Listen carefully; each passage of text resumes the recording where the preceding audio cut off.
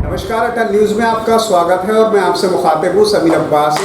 एक शायर ने एक शेर कहा कि इल्म व फ़न के चमन में गुलाब बन के रहो, जवाब मिल ना सके लाजवाब बन के रहो। इल्म और एजुकेशन किसी भी मुल्क और किसी भी देश के लिए बहुत ज़रूरी होती है, और अगर इसकी संग बुनियाद, इसकी शुरुआत किसी कस्बे और किसी गाँव से हो तो बहुत बड़ी बात होती है।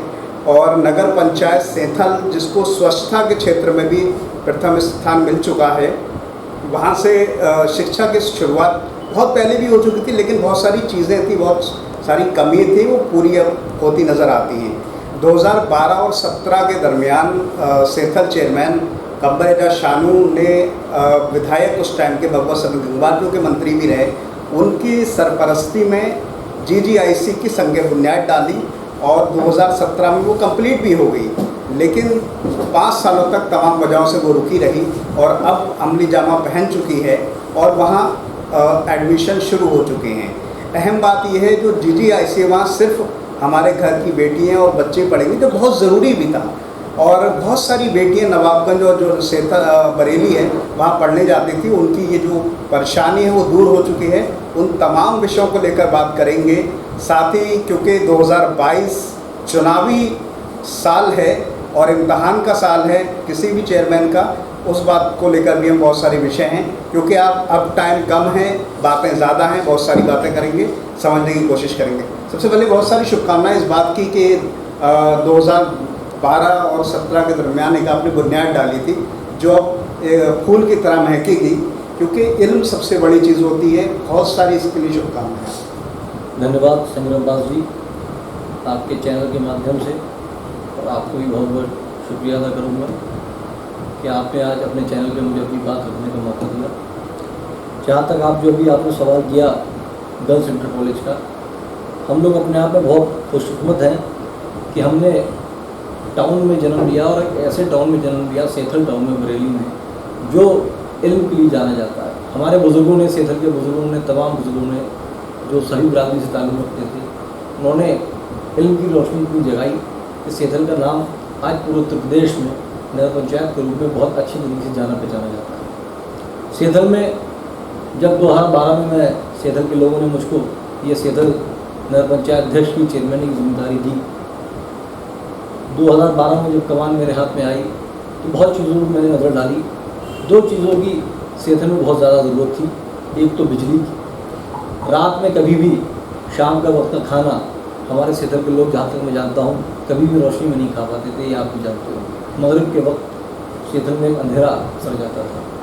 एक तो जो बहुत बड़ा बिजली घर जो मुझे अपने पिछले कार्यकाल में जो हमने मेहनत करके बनवाने का काम किया, जो लाड़ापुर में 132 kV का बिजली घर बना हुआ है, डायरेक्ट लाइट, और वहाँ से यहाँ सेंथल आती है, जो कि पहले दोना से आया करती थी और बहुत ट्रिपिंग होती थी। 6 या 7 घंटे लाइट बड़ी मुश्किल से आती थी।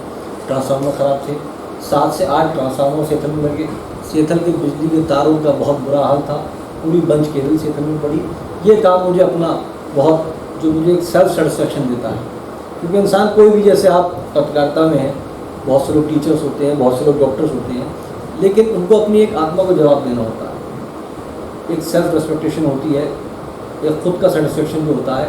कुछ काम उसके लिए बहुत ज़रूरी होते हैं। तो ये भी काम, जो बिजली का काम था, ये अपने आप में मुझे एक प्रोत्साहित करता है और अपने आप में मुझे और आगे बढ़ने की प्रेरणा देता है कि इसी तरह के काम समाज के लिए हम लोग करते रहें, तो समाज में जिन लोगों ने आपको जिम्मेदारी दी है, उनका आप भरोसा जीतने का कहीं ना कहीं काम कर पाएंगे। ठीक उसी तरीके से दूसरा काम, जिसकी ये जो आज प्रिंसिपल साहब यहाँ नगर पंचायत आए थे, विकास सक्सेना जी, कुछ दिनों पहले से यहाँ पे गर्ल्स इंटर कॉलेज में लड़कियों के एडमिशन शुरू हो चुके हैं। 2012 और 17 के कार्यकाल में हमारे नगर पंचायत के बोर्ड ने एक प्रस्ताव पारित किया, जो कि हम लोगों ने देखा था यहाँ पर सेंथल के लोगों की, सेंथल क्योंकि एक बहुत अदब और तहजीब की बस्ती है, सेंथल के लोगों की एक बहुत बड़ी मांग थी कि एक गर्ल्स इंटर कॉलेज, लड़कियों का इंटर कॉलेज सेंथल में ज़रूर होना चाहिए। उस मांग को देखते हुए हमारे नगर पंचायत के बोर्ड के सदस्य और हम लोगों ने अधिशासी अधिकारी में बैठ कर प्रस्ताव बनाया और इस प्रस्ताव को अल्पसंख्यक विभाग के माध्यम से शासन को भेजा। शासन से हमें मंजूरी मिली और यहाँ पे लड़कियों का इंटर कॉलेज बनने का काम मेरे पिछले कार्यकाल में, बिल्डिंग बनने का काम शुरू हो गया। तो जब इंसान कोई अपनी फसल लगाता है, कोई इंसान जब अपना बाग लगाता है और जब बाग बन के वो तैयार हो जाता है, उसमें फल आ जाते हैं, तो जो वो खुशी के पल होते हैं वो वाकई एक अजीब खुशी होती है, उससे बड़ी खुशी कोई नहीं हो सकती। ठीक उसी तरीके से आज मुझे बेइंतहा खुशी है कि यहाँ पे लड़कियों का इंटर कॉलेज शुरू हो गया, उसमें दाखिला शुरू हो गए और बहुत जल्द मैं, क्योंकि इसमें जितने भी टीचर्स आएंगे सब लेक्चरार होंगे और 6 to 12 ये कॉलेज है। अपने कंपटीशन पास करके जो टीचर्स आएंगे तो लड़कियों को बहुत अच्छी तालीम मिलेगी। सारे ही सब्जेक्ट इस इंटर कॉलेज में हैं। अभी तक आज़ाद मोहर्रम में ये हमारी बड़ी खेत की बात है कि साइंस सेट नहीं हो पाया, जिसके लिए मैं तमाम जिला पंचायत अध्यक्ष तक रहे, उनसे मैंने पर्सनली संपर्क किया, लेकिन वहाँ साइंस सेट नहीं हो पाई। लेकिन इस गर्ल्स इंटर कॉलेज में मैंने प्रिंसिपल महोदय से बात करी, उन्होंने बताया कि इंटर में सारी सब्जेक्ट हैं। हाई स्कूल तक तो साइंस सेट है, लेकिन 11th इंटर में भी सारे सब्जेक्ट बच्चियों को, हमारी बहनों को मिलने का काम करेंगे और सारी सब्जेक्ट की शिक्षा हमारी बच्चियों को यहाँ मिलेगी। तो ये अपने आप में सेठल के लिए एक बहुत बड़ी बात है।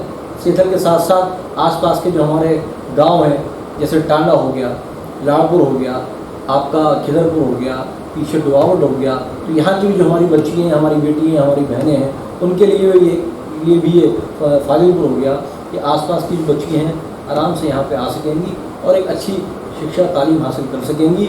जब उस रोड पे AKR स्कूल का उद्घाटन हुआ, जो मेरे साथ बैठे हैं प्रवास खान साहब, तब भी मेरा ये सपना था कि उस रोड की उद्घाटन AKR स्कूल से हुआ जी। बराबर में पार्क है, उसके बराबर में AKR स्कूल है।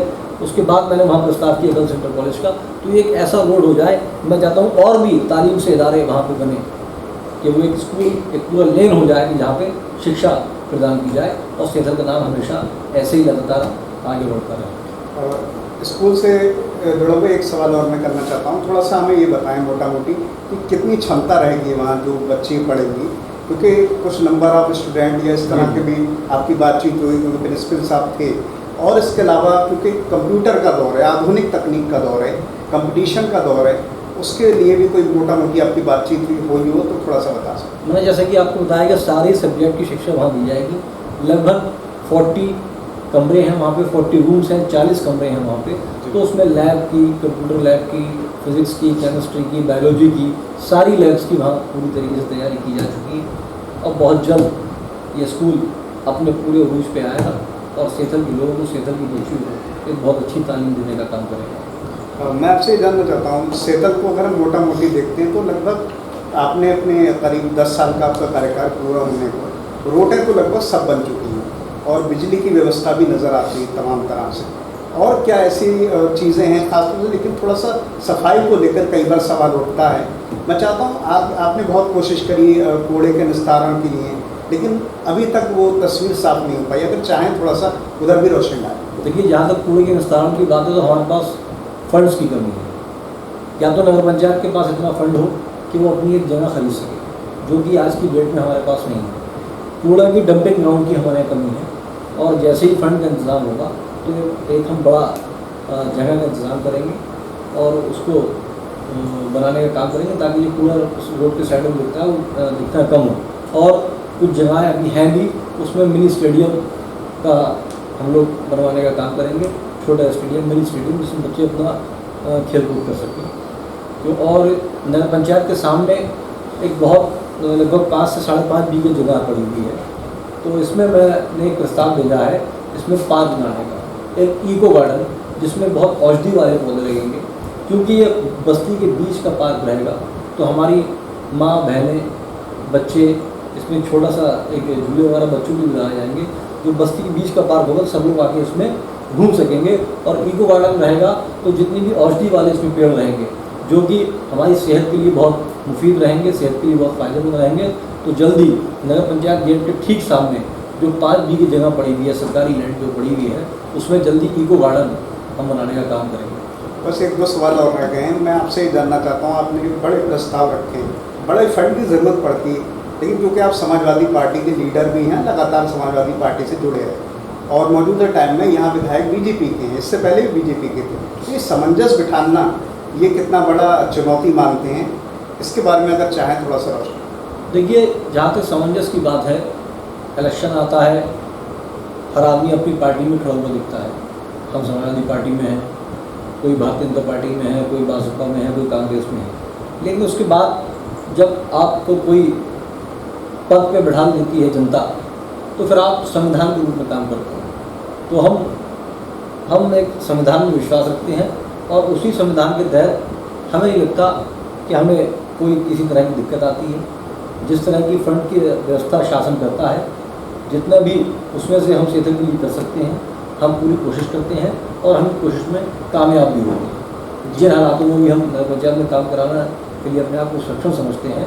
सरकार होना अलग बात है, हम समाजवादी पार्टी में हैं, लेकिन हम समाजवादी पार्टी में रहते हुए भारतीय जनता पार्टी में जो खामियां हैं उसको उजागर भी करते हैं और उनको देखते हुए हम मौजूदा विधायक जी से, अपने सांसद जी से, अपने नगर पंचायत के काम के लिए सहयोग भी मांगते हैं और वो हमें सहयोग देते ही हैं, क्योंकि ये संवैधानिक पद है।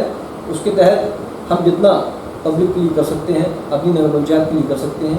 गवर्नमेंट की पॉलिसी क्योंकि समान उत्तर प्रदेश में एक होती है, वहाँ जब गवर्नमेंट की कोई भी सरकार हो, जब उसकी पॉलिसी बनती है, नगर विकास की पॉलिसी बनती है, तो नगर पंचायत का नाम देखकर नहीं बनती है कि किस नगर पंचायत में कौन सी पार्टी को चेयरमैन है। वो एक पॉलिसी बनती है, उस पॉलिसी के तहत हमारा काम ये होता है कि हम कितना जाग रहे हैं या हमें अपना काम करने में कितनी रुचि है और हम उसमें अपने काम करने में रुचि रखते हैं, तो ही हम जनता का विकास करा पाएंगे, अपने कस्बे का विकास करा पाएंगे। आखिरी बात मैं जानना चाहता हूँ, अब लगातार 2 बार चेयरमैन रहे, अब 6 महीने से भी थोड़ा बहुत वक्त ज़्यादा रह गया है, किस तरह की तैयारी चल रही है? क्योंकि इस बार हैट्रिक मारने का चांस आपके सामने है और बहुत सारी काम भी आपने किए, लेकिन कहीं ना कहीं कुछ ना कुछ काम रह जाता है। तीसरे कार्यकाल की जो तैयारी आपकी है, जहन में जो खाका है, अगर चाहें थोड़ा सा उसके बारे में। देखिए, अभी आपने जहाँ तक बात हैट्रिक की करी, तो ये मेरा हैट्रिक मारने का काम नहीं होगा, ये तो जनता का फैसला है। क्योंकि जब 2012 में पहला चुनाव मैं लड़ा तो तभी इतनी बड़ी जिम्मेदारी मुझे क्षेत्र के लोगों ने दे दी। उसके बाद दोबारा से बहुत बढ़ चढ़ के मेरी जो जिम्मेदारी को और मजबूत किया, मुझे ये एहसास दिलाया कि अब तुम पर और जिम्मेदारी है। मैं बरेली रहता था, भगवत संघ जी के चुनाव से मैं एक्टिव हुआ 2006 या 2007 से सेथल में। उससे पहले मैं सेथल कम आ जाया करता था, शादी में या फिर मुहर्रम में या ईद पर ही आया करता था। राजनीति में रुचि बड़ी, मेरे यार दोस्तों ने जो मेरे साथ रहते हैं लोग, उन सब लोगों ने, जो मेरे बुजुर्ग हैं, उन्होंने मुझसे कहा कि राजनीति में अपना कदम रखो, तो मैंने उनकी ही हौसला अफजाई से पॉलिटिक्स की शुरुआत करी। और जो मन में मैंने ठाना, जो मेरे बुजुर्ग ने, जो मेरे जो बड़े हैं, उन्होंने जो मुझे बताया कि सबसे पहली चीज़ अपने इंसान के साथ, अपने लोगों के साथ ईमानदारी से खड़ा रहना मैंने सीखा। जो कस्बे के लोग हैं, आज जिस तरह से जिसकी मदद कर सकते हैं, जिसके काम आ सकते हैं, आप ईमानदारी से खड़े रहिए। जहाँ तक मैं मानता हूँ कि मैं किसी का काम कराया बिगाड़ नहीं सकता, इंसान का काम उसकी अपनी किस्मत से होता है, लेकिन हमारी जिम्मेदारी होती है कि हम उसके साथ अपनी ईमानदारी के साथ खड़े रहें। मैंने खिदमत खल्क को पहली नज़र से देखा। अब तक की मैं अपनी लाइफ में लगभग 5000 लोगों का आँखों का परीक्षण करा चुका हूँ। 5000 लोगों की आँखों की जांच में करा चुका हूँ यहीं नगर पंचायत में कैंप लगवा के, और लगभग 1000 से 1200 लोगों का मोतियाबिंद का ऑपरेशन जी मैं अब तक इन 8-9 सालों में करा चुका हूँ। ये रिकॉर्डेड बात है। कोई भी जाके गंगा ज्योति हॉस्पिटल में डॉक्टर अमित राठौर जी वहाँ पर हैं, उनसे संपर्क कर सकता है। वहाँ रजिस्टर मेंटेन होंगे। लगभग 1000 से ऊपर मैंने अब तक आँखों के ऑपरेशन कराए। यही सब मेरी तैयारी रहती है। अगर कस्बे में कोई आदमी बीमार होता है, उसकी सिर्फ मेरी ही नहीं, कस्बे के लोगों की अपनी अपनी जिम्मेदारियां हैं, किसी की रिश्तेदारी के नाते, किसी के मोहल्ले के होने के नाते। इन्हीं सब चीज़ों को मैं अपनी तैयारी मानता हूँ और लगातार लोगों के साथ जुड़ा रहता हूँ। लगभग मैं अब तक की अपनी लाइफ में 17 से 18 बार ब्लड डोनेट कर चुका हूँ। 17 से 18 बार अपना ब्लड दे चुका हूँ। और साथ साथ जैसे प्रवास मेरे साथ बैठे हैं, एक बार तो मुझे ब्लड की ज़रूरत पड़ी तो इन्होंने ब्लड मुझे दिया प्रवास में। एक बार मुझे डेंगू हो गया था। मेरे साथ साथ ये भी, अगर मैंने फ़ोन कर दूँ या मेरे साथ के सामने लोग बैठे हैं जो मेरे यार दोस्त, उनको फ़ोन कर दूँ कि मुझे ब्लड चाहिए, तो कभी भी कोई मेरे साथ के रहने वाला आदमी मुझे मना नहीं करता और तुरंत सब लोग तैयार हो जाते हैं किसी को भी ब्लड देने के लिए। मेरे अपने परिवार में माशाल्लाह से 10-12 भाई हैं। मेरे अपने परिवार में कोई मेरा भाई ऐसा नहीं होगा जो अपना 3 से 4 या 5 बार ब्लड लोगों को डोनेट ना कर चुका हो। तो यही सबसे बड़ी तैयारी है और यही सबसे बड़ी खिदमत खल्क है। बाकी सेथल के लोगों की जो ही जिम्मेदारी है, जैसा सेथल के बुज़ुर्गों को, सेथल के नौजवान को, सेथल की मेरी जितनी माँ हैं, जितनी बहनें हैं, उन सबको जो बेहतर लगेगा वो उनका फैसला हो। मेरा काम है काम करने का। मैं निरंतर ऐसे ही अपनी पूरी लाइफ जिस तरह से लोगों के काम आ सकता हूँ, लोगों के लिए काम करता रहूँगा और ऐसे ही खिदमत खल्क करता रहूँगा। चलिए, बहुत सारी शुभकामनाएं हैं, लेकिन चलते चलते एक बात और जानना चाहता हूँ। सियासी जो शख्सियत उन्हें बड़ी मसरूफ़ लाइफ होती है, और जब एक जिम्मेदारी एक पद हो तो ये दुगनी मसरूफियत हो जाती है। इन बातों से अलावा हट के भी कोई और भी अपने मनोरंजन के लिए कोई और ऐसा कोई शौक़ रखते हैं आप? अगर चाहें तो बता सकते हैं, क्योंकि ज़िंदगी का पार्ट तो वो भी है। हम लगभग 3 महीने से सोच रहे हैं कि अपने दोस्तों के साथ कहीं घूमने चले जाएँ। सब लोग हमारे दोस्त कह भी रहे हैं, लेकिन हम जा नहीं पा रहे हैं, क्योंकि कभी किसी की कस्बे में शादी होती है, कभी कोई ऐसा काम निकल आ जाता है दफ्तर का या कोई निजी, तो जिस लिहाज से हम लोग जा नहीं पा रहे हैं। लेकिन फिर भी हम 2-3 महीने में एक आध बार आउटिंग चले जाते हैं, घूमने चले जाते हैं। अब शादी हो गई लगभग 2-3 साल से, तो कभी कभार वाइफ को लेकर कहीं चले जाते हैं, लेकिन बहुत कम ऐसा होता है कि कहीं हमारा जाना होता है। चलिए, बहुत सारी शुभकामनाएं आपके लिए। 2022 आपके लिए शुभ साबित हो, क्योंकि चुनाव का मौसम भी है। बहुत सारी शुभकामनाएं आपके। धन्यवाद, शुक्रिया। तो हमारे साथ थे सेहतल चेयरमैन कमर एजाज शानू। 2012 से 17 और 17 से 22 ये 10 साल का जो लंबा अरसा है उसमें ये लगातार चेयरमैन हैं, और अब 2022 के अंत में जाके तिवारा जो है उनका चुनाव होना है, क्योंकि हमारा जो लोकतंत्र है, हमारी जो जमहूरियत है, वो जनता के द्वारा चुनती है। तो जाहिर है कि जनता फैसला करेगी। 10 साल लंबा अरसा होता है, बहुत सारी बातें होती हैं।